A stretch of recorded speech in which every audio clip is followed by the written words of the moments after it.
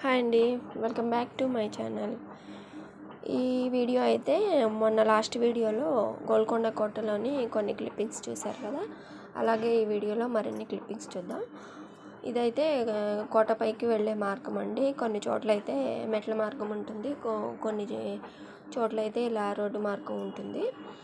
ఇంకా పైన రాజుగారి గది లాస్ట్ పైన అన్నమాట. పై గదులకి వెళ్ళటానికి వెళ్తున్నాం. ఇదైతే అమ్మవారి దేవాలయం ఉంది కొండపైన. ఈ అమ్మవారి ఎల్లమ్మ తల్లి అమ్మవారు అన్నమాట.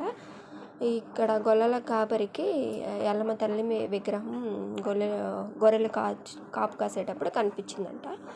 కాకతీయ రాజైన రాజుకి చెప్పగా ఎల్లమ్మ తల్లి దేవాలయాన్ని ఇక్కడ నిర్మించారట. ఈ మెట్లు అయితే మొత్తం 365 మెట్లు ఉంటాయండి.